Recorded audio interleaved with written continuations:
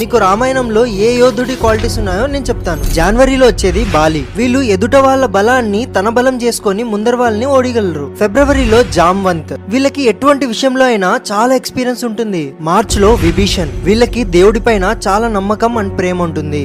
ఏప్రిల్లో లక్ష్మణుడు. వీళ్ళు సొంత వాళ్ళ కోసం ఎటువంటి ఐశ్వర్యాన్నైనా వదులుకోగలరు. మేలో రావణాసురుడు. వీళ్ళు చాలా ఇంటెలిజెంట్, కానీ ఈ తెలివి ఎక్కడ యూజ్ చేయాలో వాళ్ళకి తెలిసిండదు. జూన్ లో జటాయు. వీళ్ళకి చాలా పెద్ద డ్రీమ్స్ ఉంటాయి అండ్ వాటిని అచీవ్ కూడా చేస్తారు. జూలైలో పరశురాముడు. వీళ్ళు అనుకుంటే ఏదైనా సాధిస్తారు, గెలుస్తారు. ఆగస్ట్ లో మేఘనాథుడు. వీళ్ళ దగ్గర ఆల్రెడీ చాలా ఐశ్వర్యం ఉంటుంది, కానీ తన సొంత బలంతోనే ఏదైనా సాధిస్తారు. సెప్టెంబర్ లో శ్రీరాముడు. వీళ్ళు చాలా పవర్ఫుల్ అండ్ రెస్పెక్ట్ఫుల్ గా ఉంటారు. అక్టోబర్ లో అంగదుడు.